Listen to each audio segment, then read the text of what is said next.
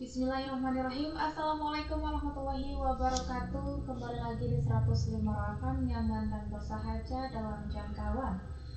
Rekan kembali lagi aja menyapa ruang dengar Anda di siang hari ini, tepatnya di informasi pukul 11 di menit ke-8 ya.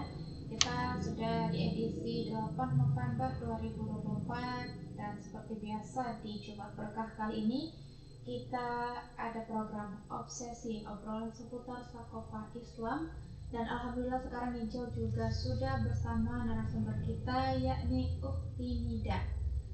Kalau gitu kita sapa dulu rekan Raul. Assalamualaikum ya Ukti. Waalaikumsalam warahmatullahi wabarakatuh. Gimana kabarnya di siang hari ini? Masya Allah, alhamdulillah sehat. Angel gimana kabarnya? Alhamdulillah sehat. Masya Allah. Iya, tentunya rekan Rau, Angel dan Okti sehat di sini dan dimanapun juga rekan Rau yang sedang mendengarkan kita senantiasa sehat dan juga dalam lindungan Allah Subhanahu Wa Taala. Kalau begitu, kita mau bahas apa ini di siang hari ini? Ini kayaknya udah sering dibahas judul ya di obsesi sama pembicara yang lain ya kan, judi online. Jadi hari ini kita mau bahas lagi soalnya ada kasus yang baru, ada oknum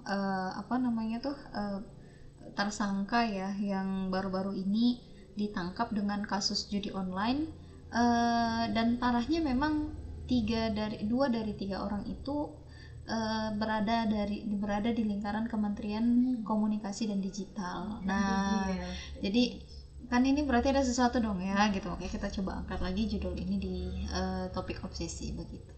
Oke, baik. Rekan kita akan membahas judul ya kali ini. Dan seperti yang disampaikan oleh Ukti, ada pegawai dari Komdigi ya, yang terlibat kasus judul ini. Jadi langsung saja rekan disimak bersama dan juga buat Ukti Nida disilahkan. Baik, terima kasih kepada Ukti Angel.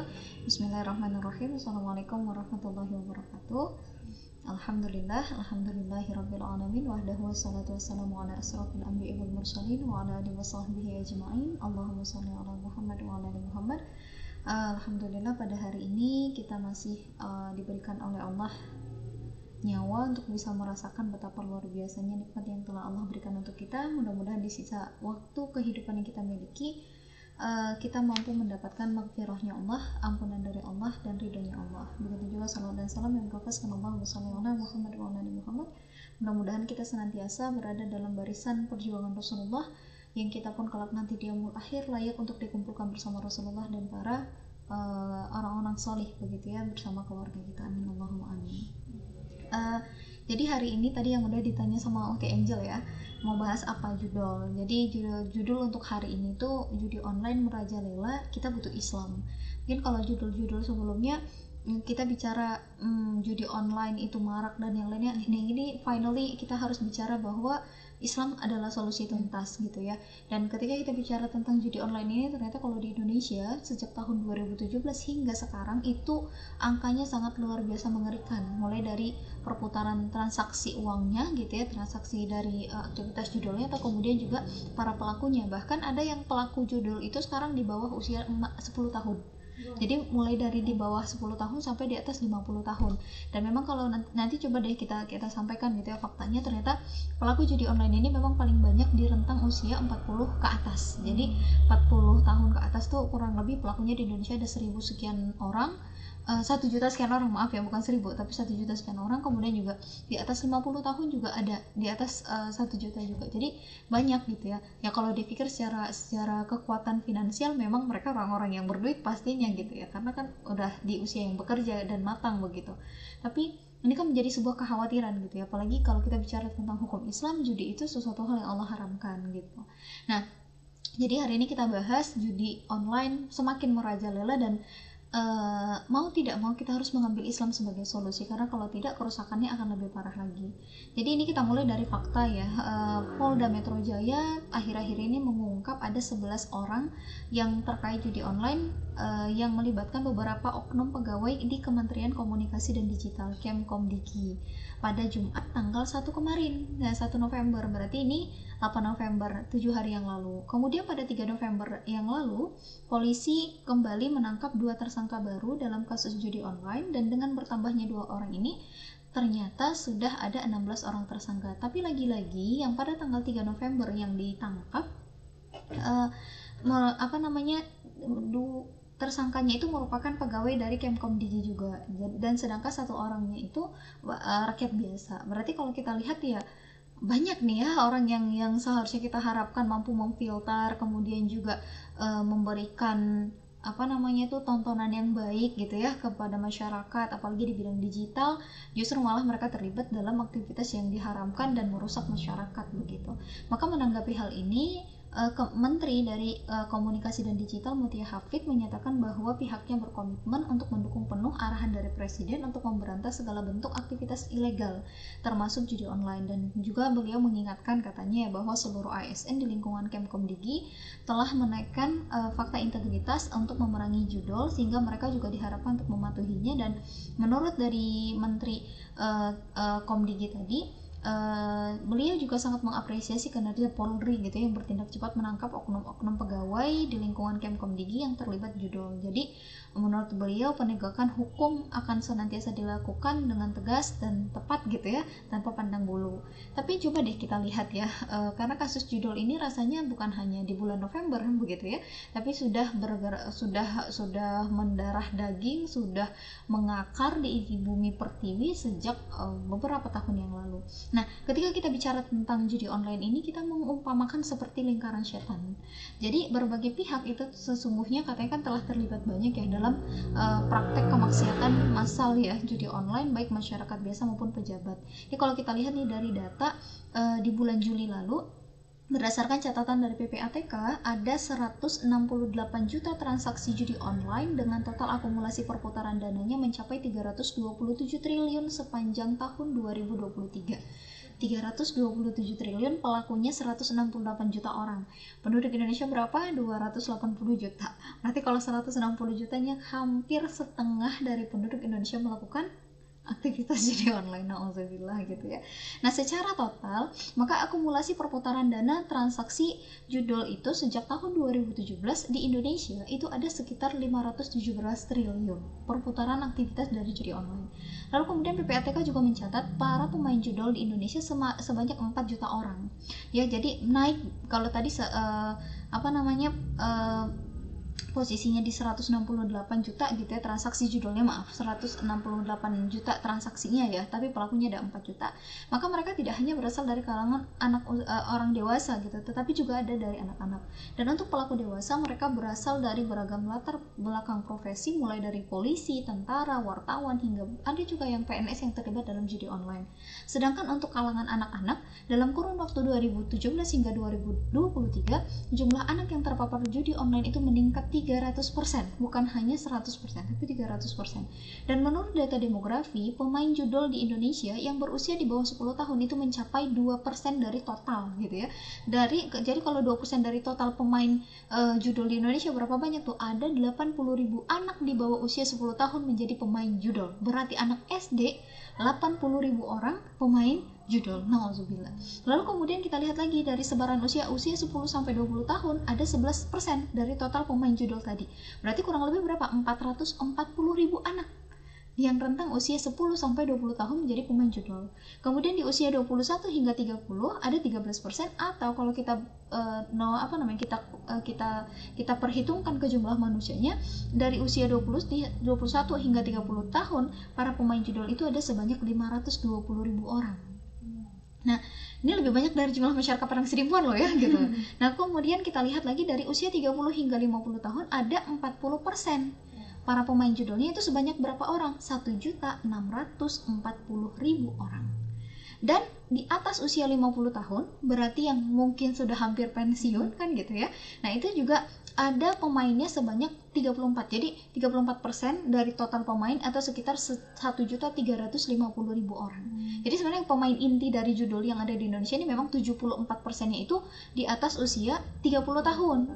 Tapi ini kan bicara tentang sesuatu hal yang diharamkan oleh agama, kemudian juga merusak rumah tangga dan negara. Nah, itu yang paling banyak jadi masalah. Bahkan kalau kita dengar kisah para ibu gitu ya, para istri, merasa sangat khawatir, bahkan sudah berada di titik yang jenuh gitu ya dengan judul yang terjadi saat ini gitu. Nah, maka kita melihat fakta ini, semua fakta ini menunjukkan bahwa judul itu sebenarnya bukan perkara yang remeh, melainkan jelas-jelas sangat berbahaya karena para pemainnya tuh udah ada sampai 4 juta orang gitu ya. Dan bahkan sifatnya juga sangat sistematis. Berarti sistematis tuh ada yang sengaja untuk memfasilitasi gitu. Dan kasus judul ini tidak ubahnya seperti lingkaran setan.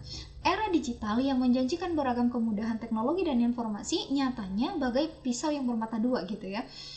Teknologi telah disalahgunakan oleh manusia akibat paradigma kehidupan yang serba bebas dan menganggap segala sesuatu itu boleh, atau kalau yang sering kita dengar dengan istilah permisivisme, keserba-bolehan. Jadi standar hidup itu bukan lagi halal haram gitu ya.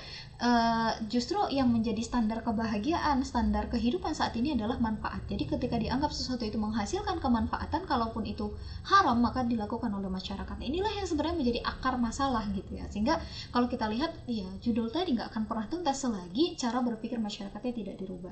Lalu kemudian bagaimana dari aktivitas yang dilakukan oleh pemerintah dan sanksi yang ada? Memang benar kalau di Indonesia ada hukum yang diatur ya, yang dibuat untuk mengatur tentang judi. Dan hal ini sebagaimana terdapat dalam KUHP baru atau Undang-Undang 1/2023 menurut ketentuan pasal 426 ayat 1 bahwa pelaku judi dapat dipidana dengan pidana paling lama 9 tahun atau denda sebanyak 2 miliar. Itu paling lama dan paling besar berarti ya. Juga pada pasal 427 bahwa orang yang menggunakan kesempatan main judi yang diadakan tanpa izin, berarti coba nih kita garis bawahi ya. Berarti kalau melakukan aktivitas judi tanpa izin, yang diadakan tanpa izin, maka dia dipidana dengan pidana penjara paling lama 3 tahun atau pidana dengan denda paling banyak terkategori itu 50 juta. Nah, maka kalau kita lihat berarti di sini kalau bahasa Arabnya itu ya mafhum mukhalafatnya, berarti kalau kita main judi dengan izin boleh ya gitu ya, berarti dia legal gitu ya. Nah, sedangkan kalau udah bisa ada izin tidak ada izin ya haram kan gitu. Nah, maka ada pun mengenai sanksi bagi pelaku judi online secara spesifik diatur dalam Undang-Undang ITE Undang-Undang nomor 1/2024 yakni pada pasal 45 ayat 3 yang menerangkan bahwa setiap orang yang dengan sengaja dan tanpa hak mendistribusikan. Berarti ini balik lagi ya, tanpa hak. Berarti kalau dikasih hak berarti boleh kan gitu. Nah, dan tanpa hak mendistribusikan, mentransmisikan dan atau membuat dapat diaksesnya informasi elektronik dan atau dokumen elektronik yang memiliki muatan perjudian, maka dia dipidana penjara paling lama 10 tahun atau denda paling banyak 10 miliar. Nah, tanpa hak tadi ya Dek ya, berarti kalau dikasih haknya beda konteks dong ya kan gitu. Nah, hal ini diperparah oleh lambannya langkah yang digunakan oleh penguasa dalam memerangi judul. Kenapa? Karena sebenarnya kalau kita lihat penguasa, pemerintah baru bergerak di akhir masa presiden sebelumnya untuk perkara judul ini. Dan sedangkan kalau kita lihat persoalan judul ini kan sudah sangat marak di masyarakat, dan realitas ini memperlihatkan bahwa pemerintah sebenarnya sangat kurang serius dalam menanggapi kasus judul gitu loh. Dan kan mulainya dari tahun 2017 gitu ya. Dan tidak hanya itu, pemerintah juga rasanya tidak memahami akar masalah dari judul ini gitu loh. Lalu kemudian sekarang ada Satgas Pemberantasan Judi Online gitu ya, yang dibentuk dari presiden sebelumnya berdasarkan Kepres dari Kepres nomor 21/2024 yang ditandatangani pada 14 Juni 2024.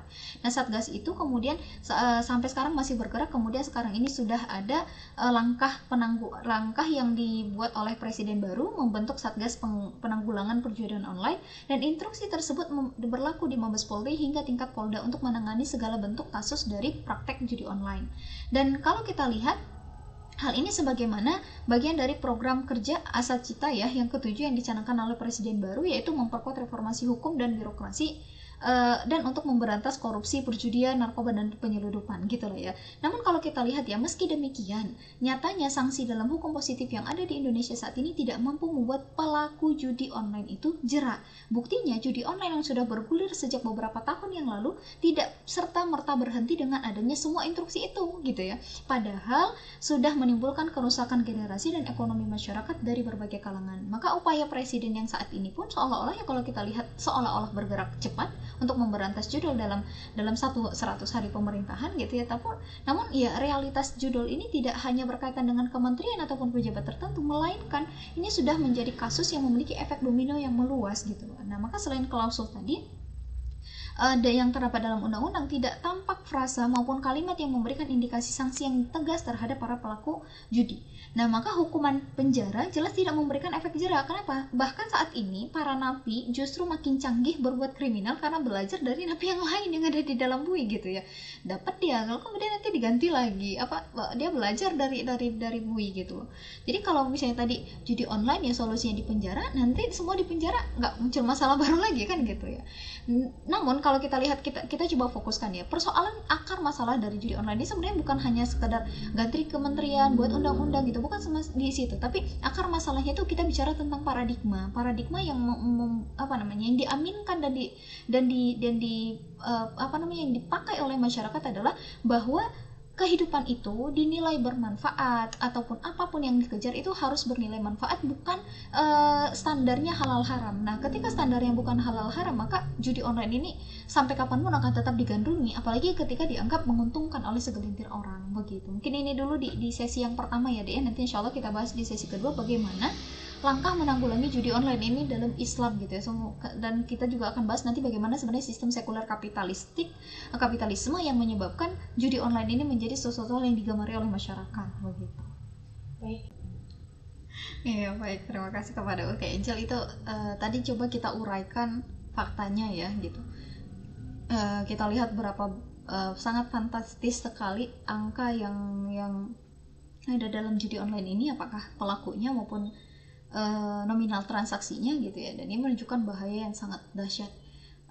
Kalau saat ini saja generasi kita sudah banyak yang terikut dengan judi online dan usia mereka di bawah 20 tahun, maka bagaimana 10 tahun yang akan datang gitu ya. Anak-anak yang di bawah usia 10 tahun saat ini, 5 tahun yang akan datang seperti apa gitu loh. Jadi ini menjadi bahaya yang sangat besar gitu ya, dan harus segera ditemukan solusi, karena kalau tidak, Indonesia, negeri kita yang sangat kita cintai ini sudah punya banyak persoalan, tambah dengan persoalan judul, jangan sampai justru malah membuat negeri ini semakin jauh dari keberkahan, dari ridhonya Allah, dan semakin berada dalam titik keterpurukan gitu ya. Padahal kita adalah bangsa yang besar, dan kalau kita lihat potensi Indonesia sebenarnya saat ini kita berada di bonus demografi. Bonus demografi itu gimana? Jumlah generasi dengan usia produktif itu lebih tinggi daripada jumlah usia tidak produktif. Tidak produktif itu berarti usia balita dan lansia gitu ya. Jadi lebih banyak yang produktif. Maka wajar pada akhirnya kalau kita lihat mafia judi, mafia narkotika, mafia perdagangan manusia mungkin akan sangat melirik Indonesia. Kenapa? Karena banyak pasarnya gitu loh ya. Termasuk juga produk-produk, nah itu juga sangat menyasar Indonesia. Kenapa? Banyak pasarnya di sini gitu. Jadi inilah yang harus diselamatkan ketika generasi dengan rentang usia yang sangat produktif tadi mengerti alur kehidupannya, mengerti arah pandang hidupnya dengan benar, paham dengan Islam kalau dia adalah generasi muslim gitu ya, khususnya kita nih yang muslim, mereka mengerti tentang dirinya sebagai seorang muslim dan paradigmanya sebagai seorang muslim, maka insya Allah menjadi kekuatan besar bagi kaum muslimin dengan jumlah yang begitu banyak tadi. Bayangkan pemuda muslim yang banyak itu paham Islam, mereka memperjuangkan Islam, mereka menerapkan Islam, maka akan menjadi kekuatan yang sangat dahsyat. Tapi ketika mereka tidak mengerti Islam, justru mereka membebek kepada para mafia yang akan menghancurkan masa depan mereka, maka dengan sendirinya ya kita khawatirkan di masa depan bangsa gitu ya, masa depan negeri kita dan apa yang akan terjadi di 10 atau 20 tahun yang akan datang. Jadi ini sebenarnya kalau kita diobsesikan memang tidak memfokuskan ke bahasan fikih ya, tapi kita coba mengurai masalah yang saat ini banyak di tengah-tengah masyarakat, dan bagaimana solusinya dalam Islam gitu loh. Karena setiap persoalan ada solusinya dalam Islam gitu, dan termasuk judi ini. Kalau kita bicara tentang betapa banyak rumah tangga yang saat ini berantakan hanya karena judi online yang dilakukan oleh kepala keluarga, ternyata di dalam Islam judi itu ada manfaat atau tidak ada manfaat tetap diharamkan. Kenapa? Karena Allah tahu ketika ini ada di tengah-tengah masyarakat maka menimbulkan kerusakan gitu loh. Jadi sudah saatnya seharusnya kita sebagai muslim kembali mentafakuri kita itu hamba Allah, maka sudah selayaknya kita diatur dengan aturan Allah, bukan diatur dengan aturan manusia. Oke, nah ini kita bahas coba ya, yang pertama tentang sistem sekuler kapitalisme. Sistem sekuler kapitalisme itu adalah sistem kehidupan yang memisahkan agama dengan kehidupan, lalu menilai segala sesuatu dengan manfaat gitu ya. Jadi ada si Tuhan, tapi Tuhan itu dianggap sebagai pencipta saja, bukan pengatur kehidupannya. Itulah yang terjadi dengan kondisi sekarang, dan harusnya itu tidak diambil dan diaminkan oleh kaum muslimin. Karena kenapa? Di dalam Islam sekulerisme itu sesuatu hal yang diharamkan gitu ya. Harusnya ada agama yang mengatur kehidupan kita.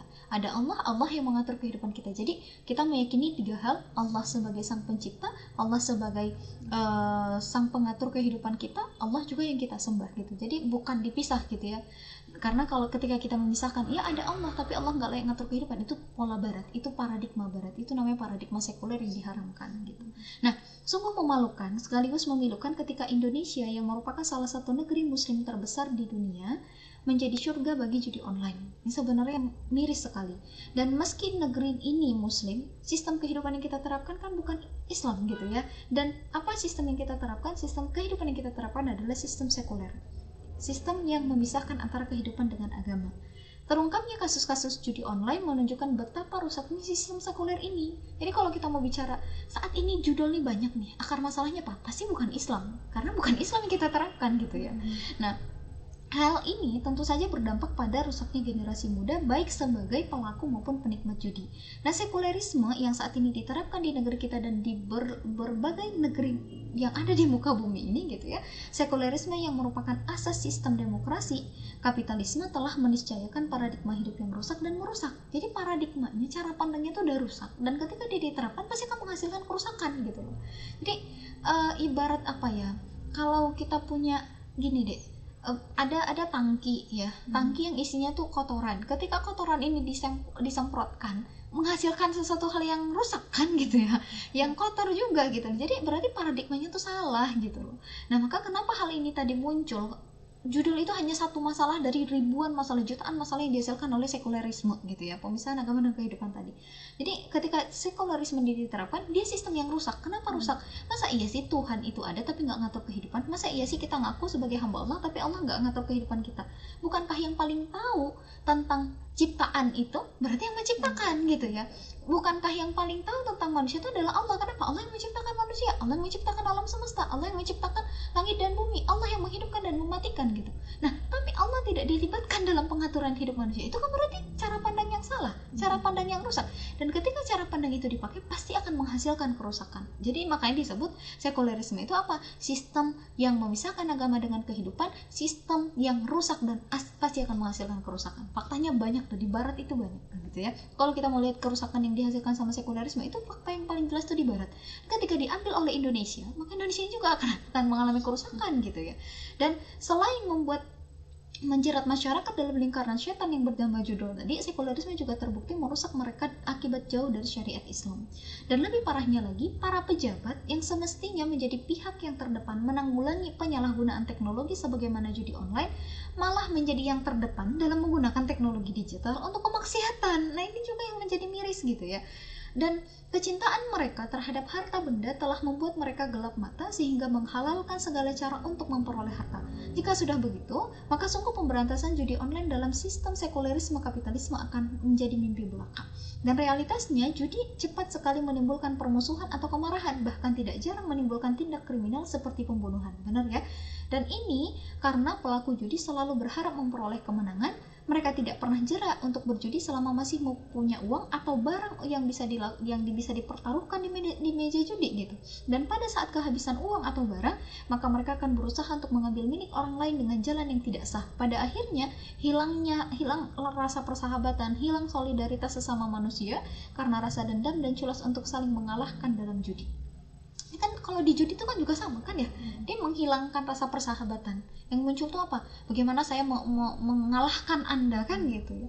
Judi juga memiliki dampak sosial dan ekonomi, yakni merusak ketahanan keluarga. Ini tadi sudah kita singgung di awal, seperti memicu perceraian akibat meningkatnya adiksi terhadap judi online. Dan berdasarkan dari BPS ya, Badan Pusat Statistik, untuk tahun 2024 melaporkan bahwa judol itu menjadi akibat perceraian dan angka perceraian yang terjadi akibat judul itu terpantau dari tahun 2019 ada 1947 kasus. Berarti ada 1947 rumah tangga yang mengalami perceraian di tahun 2019. Lalu kemudian di tahun 2020 sih nurun gitu ya. Mungkin ini efek dari Covid, penghasilan nggak ada mungkin gitu ya. Tapi kemudian naik lagi di tahun 2023 mencapai kasusnya 1572 kasus perceraian. Dan itu khusus kasus perceraian di akibat judul ya. Nah, itu masih yang kelihatan di pengadilan agama, yang nggak pakai pengadilan perceraiannya gimana? Nah, lalu kemudian kita lihat lagi demikian ya, kalau kita lihat bahaya judi dan hal ini sudah terbukti sejak dahulu sampai sekarang.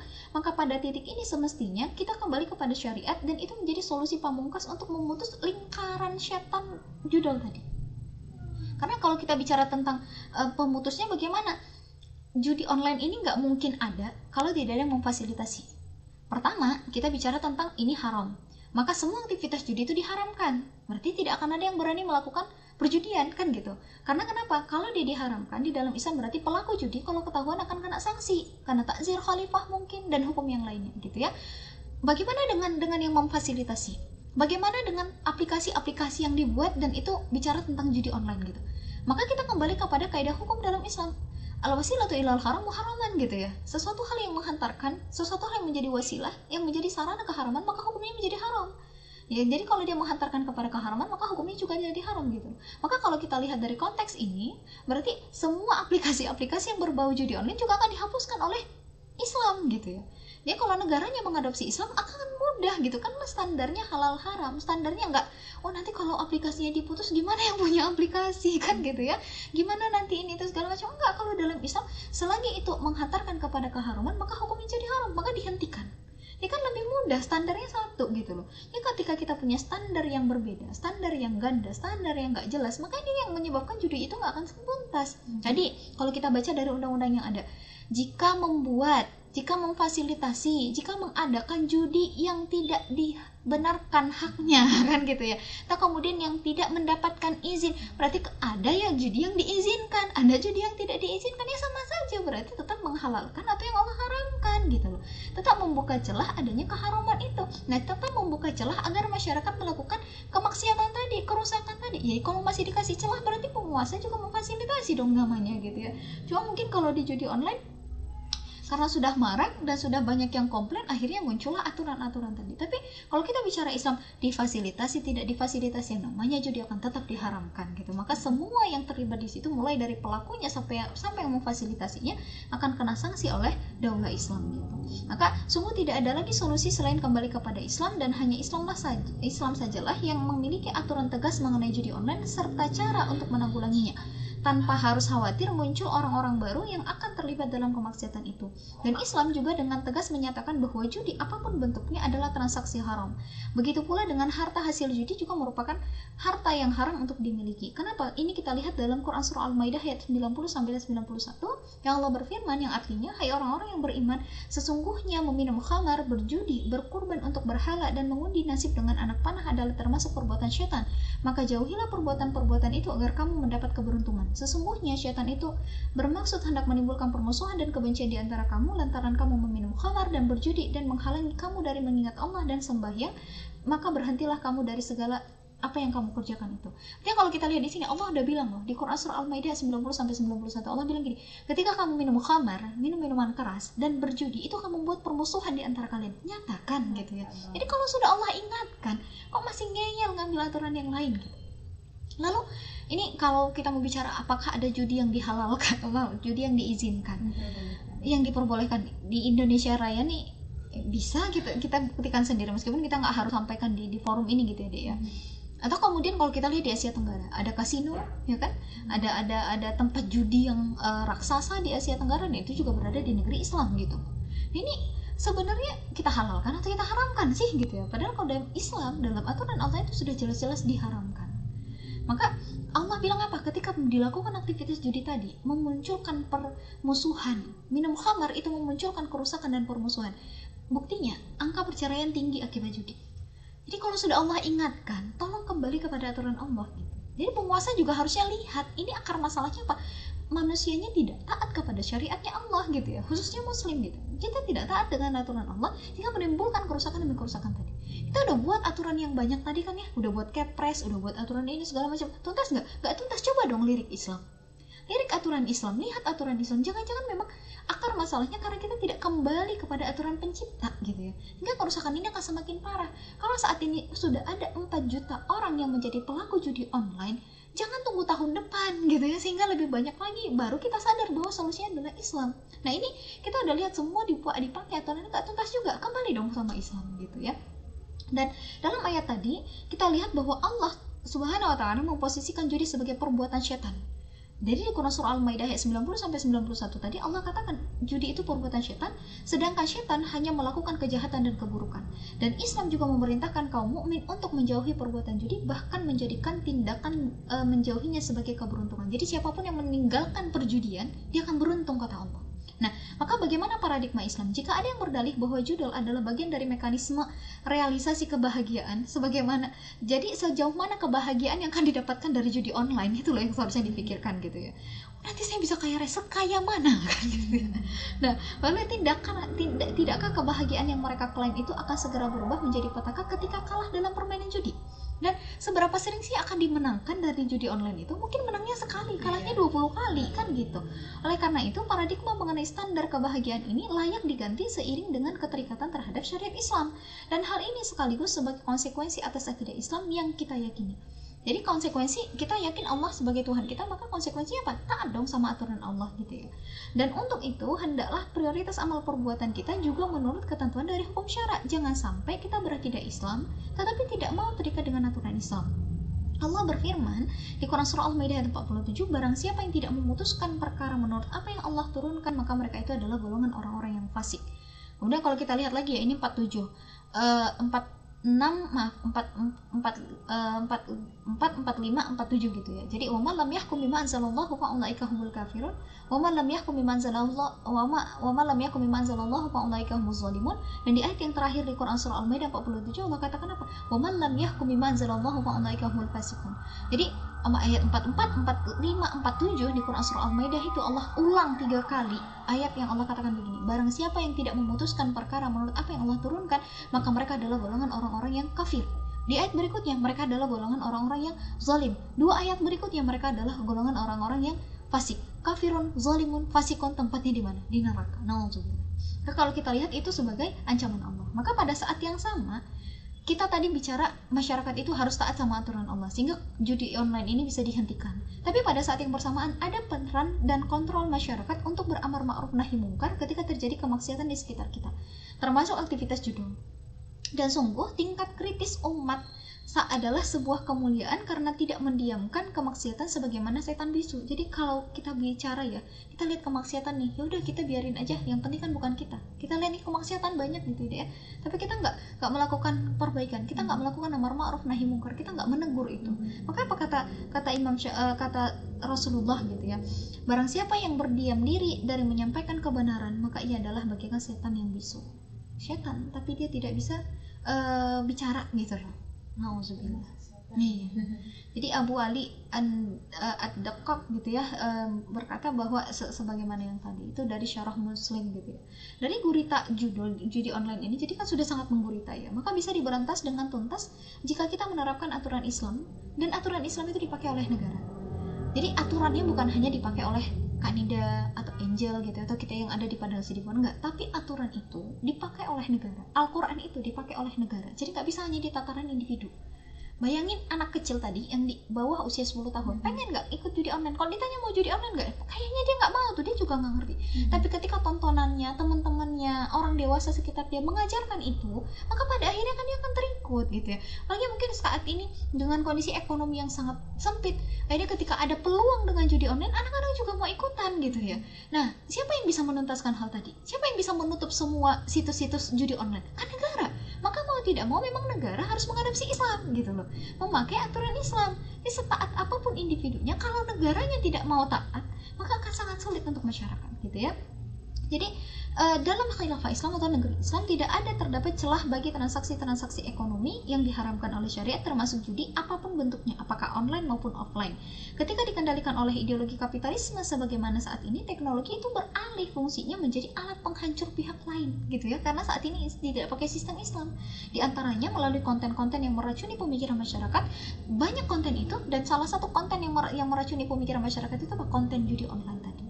Nah, untuk itu maka negeri Islam ya, kalau dalam bentuk khilafah Islam, akan menerapkan aturan tegas dalam rangka merenovasi konten digital, yakni melalui pemanfaatan teknologi berbasis akidah Islam.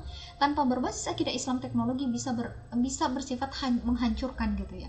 Jadi kalau landasannya bukan halal haram, teknologi itu akan menghancurkan memang. Dan sebaliknya, umat Islam tanpa teknologi juga akan terbelakang. Jadi kalau kita bicara, oh saat ini teknologi dong, digitalisasi, berarti nanti kalau kita pakai Islam, digitalisasinya dihilangkan? Enggak, gitu ya, tetap akan dipakai. Nah, namun akan diatur bagaimana cara mengaturnya kembali kepada yang berbasis akidah Islam tadi ya, yang halal haram itu. Maka untuk itu khilafah berperan mengedukasi masyarakat melalui berbagai jenjang pendidikan, jenjang sistem pendidikan, baik yang formal maupun non formal. Jadi bukan hanya digitalisasinya saja yang disorot, pendidikan masyarakatnya gimana, gitu ya. Dan ini dalam rangka menghasilkan generasi yang berkepribadian Islam, paham syariat, dan senantiasa menyibukkan diri dengan ketaatan, sehingga tidak terlintas dalam pemikiran generasi kita untuk mencari kebahagiaan melalui keharaman dan kemaksiatan. Jadi ada kontrol individu gitu loh ya, ada benteng di dirinya gitu loh, lewat pendidikan. Jadi semakin belajar masyarakatnya dalam dunia pendidikan, semakin kuat ketakwaannya, semakin tinggi ketakwaannya, maka akan ada benteng tersendiri gitu. Nah, khilafah juga memberikan kesempatan seluas-luasnya bagi masyarakat untuk bertransaksi ekonomi secara halal, sehingga menghilangkan, oh saya harus cari yang haram nih gitu. Kenapa? Karena dimudahkan oleh negara dengan yang halal, pekerjaan yang halal tuh diperbanyak gitu loh. Sehingga kalau ada yang halal, ngapain cari yang haram, kan gitu ya. Nah, kalau sekarang kan persoalannya masyarakat bilang apa? Jangankan yang halal, yang haram aja susah gitu loh. Nah, itu yang bisa menuntaskan kalimat itu kan negara, yang bisa buka lapangan kerja bagi masyarakat kan negara, yang bisa nutup situs-situs porno, situs negatif, situs judi online itu negara gitu. Jadi kita nggak mau tidak mau memang solusi Islam itu harus diambil oleh negara gitu ya. Nah, kemudian apalagi khilafah juga akan mengatur penggunaan teknologi digital agar tidak disalahgunakan untuk aktivitas keharaman seperti judi. Dan di samping itu khilafah Islam menerapkan sanksi bagi para pelaku judi yang bersifat jawazir, yakni mencegah, dan jawabir atau sebagai penebus dosa. Dan sanksi tindak pidana perjudian dalam Islam adalah takzir, yakni hukuman atas tindak pidana yang sanksinya sepenuhnya ditentukan berdasarkan ijtihad dari khalifah. Khalifah itu siapa? Penguasanya kaum muslimin. Jadi pelakunya kalau masih ketahuan juga judi gitu ya, maka akan dikenai sanksi gitu.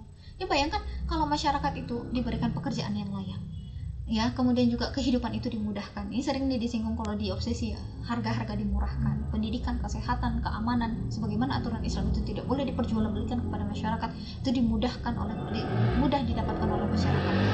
Jadi ngapain mereka harus cari yang haram gitu? Jadi memang ini efek domino gitu ya. Jadi karena aturannya bukan pakai aturan Islam, sistem kehidupan ini sistem sekuler, maka semua serba rusak gitu. Kalau masyarakat itu punya penghasilan yang lebih layak, yang lebih besar, yang lebih mudah gitu, yang lebih halal, judi online itu nggak akan dilirik. Jadi kenapa banyak dilirik? Berarti banyak kesulitan ekonomi. Itu salah satu implikasinya gitu. Jadi kalau kita mau menuntaskan judi online ini, nggak cukup sekedar menangkapi para pelakunya, tapi harus menutup keran judinya. Jadi menutup keran judinya itu gimana? Nggak mungkin negeri kita akan mau menutup keran judi itu kalau pandangan hidupnya bukan pandangan hidup Islam. Jadi penguasanya gitu ya. Jadi negaranya juga harus taat kepada Allah gitu. Jadi selagi penguasanya atau pemerintah berpikir ini masih ada manfaat, maka sampai kapanpun judi itu nggak akan pernah ditutup, tapi hanya diatur. Artinya kan tetap melegalkan apa yang Allah haramkan gitu ya. Tapi kalau dalam Islam arah pandangnya apa? Mau dikatakan itu ada kebahagiaan di dalam judi, mau dikatakan di dalam judi itu akan ada keuntungan, akan ada hasil gitu ya, kekayaan, tetap kalau dia haram maka akan tetap diharamkan dan tidak akan pernah diberikan celah untuk dibuka, untuk difasilitasi gitu. Jadi nggak cuma nangkapin gitu ya, tapi memang harus sampai ke mindset masyarakatnya dirubah. Cara mengubah mindset masyarakat itu dari mana? Dari pendidikan. Berarti pendidikannya diadopsi dengan pendidikan Islam. Sistem ekonominya, masyarakat banyak pakai judi. Kenapa pakai judi? Karena tidak punya kemampuan ekonomi. Berarti ekonominya diperbaiki dengan ekonomi Islam. Kemudian juga sanksinya tegas dengan sanksi Islam. Penguasanya juga harus diberikan aturan yang tegas gitu ya, sehingga nanti aturan digitalisasi juga pakai aturan Islam. Maka tidak akan muncul dalam gadget masyarakat hal-hal yang meracuni di pemikiran mereka sehingga membuat mereka rusak. Mungkin ini yang bisa dijelasin tentang judi online ini. Jadi solusinya kita butuh Islam dan tidak boleh ditunggu lama lagi gitu ya, karena kita bicara tentang generasi. Semakin lama generasi ini tidak kita kaitkan dengan Islam, maka posisinya akan semakin rusak gitu. Mungkin ini dulu deh yang untuk sesi kedua. Soalnya apa ya?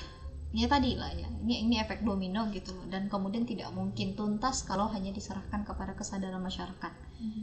Kalau masyarakat disuruh jangan judi, tapi kemudian tontonan mereka, kemudian juga aplikasi yang bisa diakses oleh masyarakat banyak yang sifatnya judi, bahkan dijanjikan banyak keuntungan gitu ya, di tengah himpitan ekonomi seperti sekarang, mau tidak mau mereka akan terlibat gitu. Jadi kalau kita mau bicara tentang penuntasan judi online ini, ditangkap pun pelakunya itu nggak akan tuntas, karena akan muncul pelaku baru. Ketika dia ditangkap, masuk ke bui, ketemu sama pelaku judi yang lebih paten keluar dari situ. Jadi yang awalnya dia pejudi kelas teri, keluar jadi pejudi kelas kakap gitu, nggak akan tuntas gitu ya. Jadi kami sangat berharap kepada para penguasa, kalau memang serius untuk mengambil solusi untuk permasalahan ini, ambillah Islam gitu ya, ambillah Islam sebagai solusi tuntas. Karena tanpa Islam kita hanya akan tetap membuat solusi tambal sulam, rusak tambah lagi, rusak tambah lagi. Sedangkan permasalahan ini adalah akar. Akar itu apa? Prinsip hidup gitu ya, yang menunjukkan bahwa kalau yang masih kita pakai adalah asas sekulerisme tadi, memisahkan agama dengan kehidupan, maka sampai kapanpun tidak akan pernah tuntas. Tapi ketika kita mengubah cara pandangnya, kita ini hamba Allah, maka yang paling tahu yang terbaik untuk kita gitu ya, bahkan bukan untuk 1-2 orang, tapi untuk satu dunia ini, yang paling tahu apa yang terbaik untuk manusia itu adalah Allah. Maka sudah selayaknya kita kembali kepada syariatnya Allah. Jadi kalau ada yang bilang ini, kan aturan agama nggak ngatur kehidupan, atau aturan agama kan nggak ngatur ini tuh, itulah luar biasanya syariat Islam, itulah luar biasanya Islam, dan bangganya kita menjadi muslim bahwa Islam itu adalah sebuah agama yang mengatur segala hal, mulai dari hablum minallah, hablum minanas, dan hablum minan nafs. Bahkan mulai dari bangun tidur sampai bangun negara ada aturannya dalam Islam. Itu menunjukkan apa? Agama Islam itu agama yang benar, gitu ya. Agama Islam itu agama yang memang layak untuk dipakai dalam konteks kehidupan bernegara gitu. Dan ini sudah pernah dicontohkan oleh Rasulullah SAW, kemudian para sahabat gitu ya, sampai ke para khalifah sesudahnya, dan berakhir pada tanggal 3 Maret 1924 di Turki Utsmani. Itulah kekhilafahan yang terakhir, dan hingga saat ini tidak ada lagi kekhilafahan. Dan apa yang terjadi? Kalau ibu-ibu mungkin ngerasain gini ya, lebih enak kehidupan di zaman dulu dibanding sekarang. Orang yang dulu juga bilang lebih enak di zaman dulunya lagi, mungkin dia akan bilang gitu. Kenapa bisa sedemikian? Karena belum jauh dari sisa-sisa peradaban Islam. Nah makin kesini kita kan makin jauh, makin meninggalkan syariat Islam, bahkan remah-remahnya pun udah nggak terasa lagi. Akhirnya apa yang terjadi? Semakin rusak gitu loh. Dan itu kenapa bisa terjadi? Pandangan hidup, mindset hidupnya, bukan mindset Islam gitu ya. Nah kemudian yang harus kita pahami lagi, kita nih umatnya Rasulullah. Berarti kalau kita bilang kita umatnya Rasulullah, kita mengikuti apa yang dicontohkan oleh Rasul. Rasulullah itu juga menuntaskan perjudian, menuntaskan pembunuhan, menuntaskan kriminalitas di masa Arab Jahiliyah. Lalu kemudian Islam hadir. Setelah Islam itu diterapkan, maka menjadi rahmat bagi seluruh alam. Nah, apa yang terjadi? Selama 1300 tahun lamanya Islam pernah memimpin dunia, mulai dari masa Rasul hingga masa peradaban yang terakhir, hanya terjadi 200 tindakan kriminal. Berarti per 6 tahun hanya terjadi 1 tindakan kriminal. Apakah fakta itu tidak membuat kita terkesima? Apakah fakta itu tidak membuat kita rindu dengan peradaban Islam yang dulu pernah ada? Ataukah kita masih tetap ingin bertahan dengan sistem yang rusak dan merusak seperti sekarang? Mau lari ke negara mana? Kan ada kerusakan juga gitu ya. Oh, saya mau ke Jepang, yakin di sana tidak akan ada masalah gitu loh. Yakin di sana tuh tidak ada persoalan kehidupan. Banyak buktinya. Jepang itu negara dengan angka bunuh diri tertinggi juga. Berarti kan tidak ada ketenangan hidup gitu. Nah kalau di dalam Islam dulu pakai aturan Allah, artinya gini, kita tuh hamba Allah, yang paling tahu yang terbaik untuk kita tuh Allah. Bahkan kita kadang gini, saya kalau makan ini sakit nggak ya? Untuk makanan itu aja kita nggak tahu kan gitu ya. Nah Allah tuh tahu apa yang paling baik untuk hambanya. Makanya Allah kasih aturan. Jadi Islam tuh enak sebenarnya.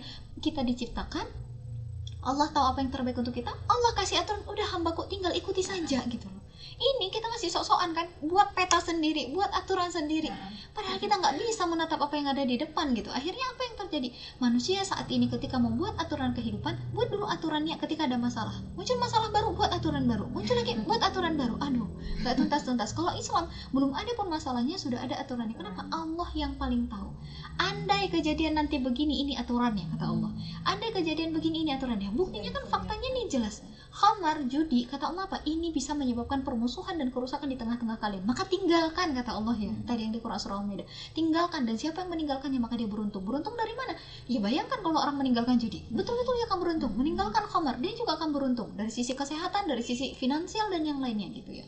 Maka ini yang kalau kita mau jujur, sebenarnya akar masalah dari semua persoalan kita termasuk judi online ini adalah cara pandang kita yang tidak melibatkan Allah dalam kehidupan. Berarti solusi tuntasnya apa? Udah, yuk sama-sama kita kembali kepada syariat Islam. Kalau pengen generasi kita baik, ambil Islam, terapkan Islam. Dan menerapkan Islam itu nggak mungkin hanya pada tataran individu atau masyarakat saja, tapi negara punya peran besar untuk mengadopsi Islam. Negara harus buat aturan yang mensejahterakan dan menyelamatkan manusia, menyelamatin generasinya, menyelamatkan masyarakatnya. Jangan cuma sekedar mikir ya udah buat aturan, mempan nggak mempan belakangan. Ini ada loh solusi Islam, ada loh tawaran Islam gitu ya dia. Maka harusnya kita kembali kepada syariat itu. Mungkin ini, dan mudah-mudahan didengar, mudah-mudahan bisa kita perjuangkan bersama gitu ya. Karena finally memang tidak ada solusi kecuali aturan Islam gitu. Mudah-mudahan ini menjadi solusi tuntas lah untuk kita semua ya. Wallahu a'lam.